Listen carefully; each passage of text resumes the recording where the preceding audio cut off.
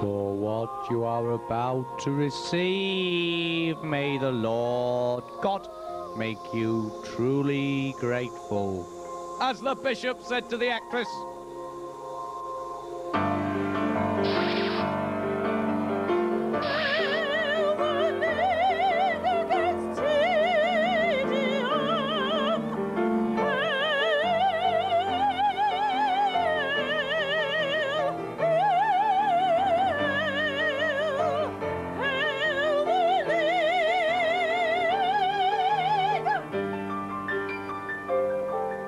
Greetings, hail ye of fallow mind, take my seed in your ear and rejoice. This am Either Or, the game show where the rules stink and the contestants are simple. Contestants, he says, contestants, let us meet these contestants, you say. No, let's not. Let's meet me. The league against Tedium. I am the League Against Tedium, the Anti-Tedious League, the Society for the Prevention of Dullness. Would I like some tedium? No, thank you. League Against Tedium in the area? In the area? Do you understand? Then you are wrong. This am ein Gamschau, similar to a game show but spelt differently. A Gamschau in which the audience are the panelists. He who asks the questions holds the power, and the prize is anonymity.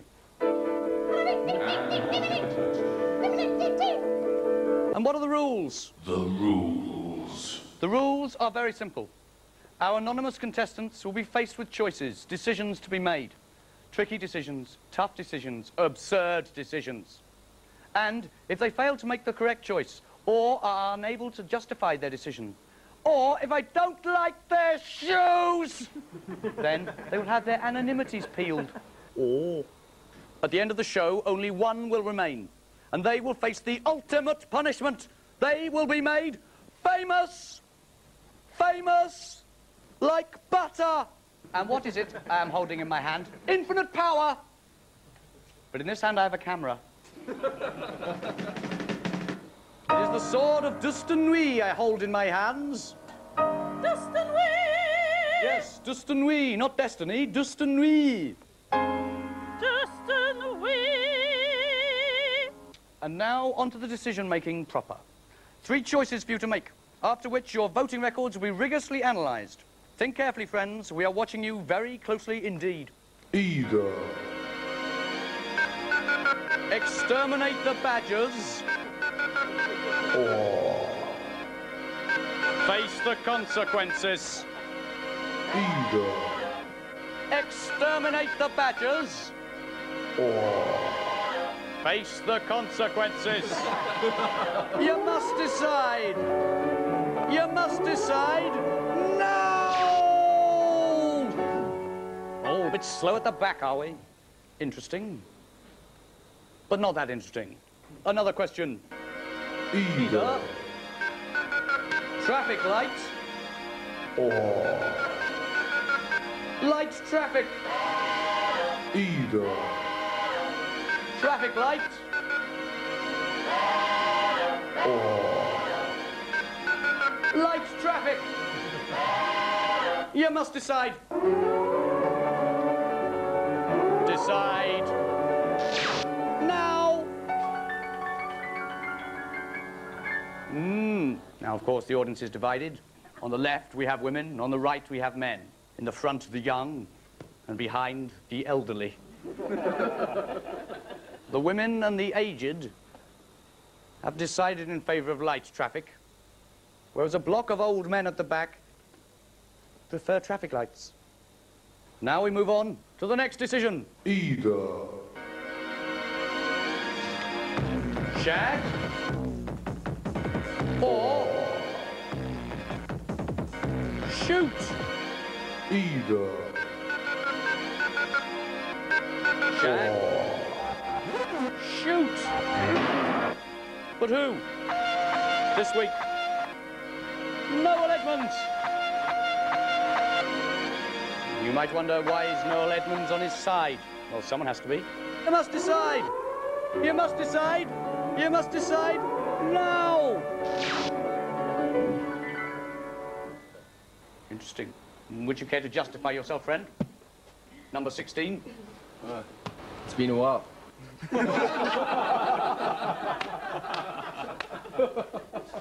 How long exactly? I can't imagine. Interestingly, the results of the voting so far bear out one of the great universal truths about human beings. That whatever their preferences regarding badgers, traffic lights, and muscle-bound car thieves, all of humanity can be divided simply into those who would shag Noel Edmonds and those who would not. So it is with our contestants, and thus we have proved beyond a shadow of a doubt that the contestants are human. And now, from this point on, things get slightly trickier, yes. From this point on, anonymity, by which I mean anonymity, will be removed. Peeled slowly, yes. The next decision is more complex and has a right and a wrong answer. If you answer wrongly, your anonymity will be peeled away. So think carefully, friends, and consider. Why do men speak? Why do dogs bark? Because they are hungry or afraid, or they are worshipping the moon. Why do women speak? Could it be because they're too lazy to sing? And why do people work? They work to earn money. Why do they want money? So they can become rich. Why do they want to be rich? So they don't have to work anymore. It doesn't make sense. So you must decide. Either work ethic or work ethic. You must decide. You must decide. Decide now. The young women have picked work ethic. This block of indeterminate sex and age, and I mean you, have picked work ethic. Well, justify yourself, preacher. Number 8. Because work's very important. Work's very important. Is that it? May I see your shoes? Your idea, buddy. The answer is, of course, work ethic. Why? Because I say so. So, all those who picked work ethic, put down your paddles and reveal thyselves. Hoods off. Now we see them. I think you need some marital advice. Dish it out. Leave him, he's shagging other women. Leave her, she's shagging me. Sorted them out. One more. You. At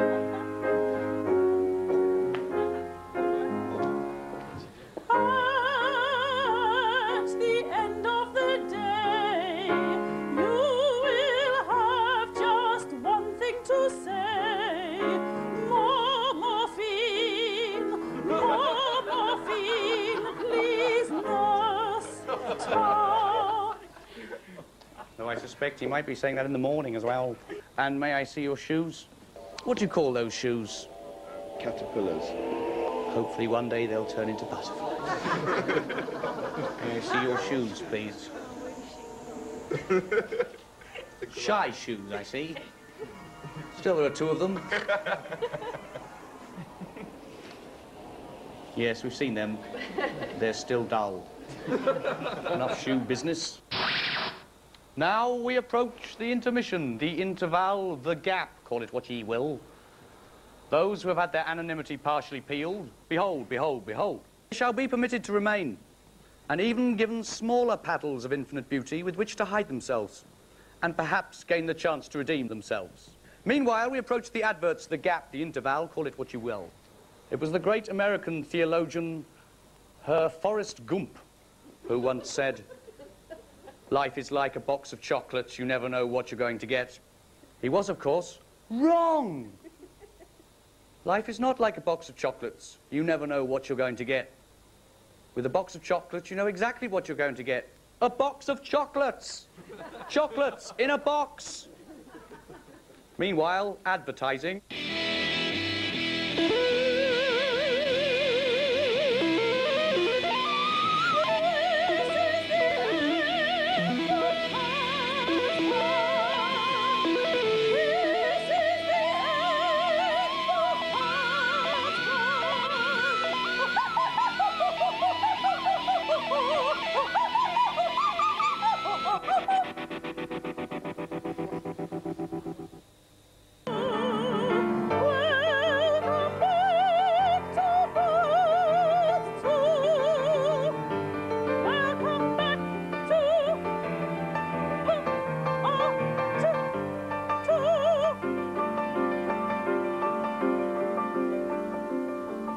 Welcome ye back to Either Or. Some of our contestants have already had their anonymity peeled, but they shall be allowed to remain and vote with the others. They will make vain attempts to hide behind small masks of infinite beauty. However, we know who they are. Imagine, are you still with me? Imagine you are in a library. I know it's hard. You work as a librarian, diligently, quietly, stacking books, reading them when you have the time, with your one eye. But suddenly, and for no reason at all, the library catches fire. It is the way with libraries, most of them burn down within 2 weeks of being built. As the library burns, your body melts, for you have had plastic surgery. Until there's almost nothing left of your body, all you have is your head and your tongue. But you still have the urge to save books. Your head rolls back to the library, the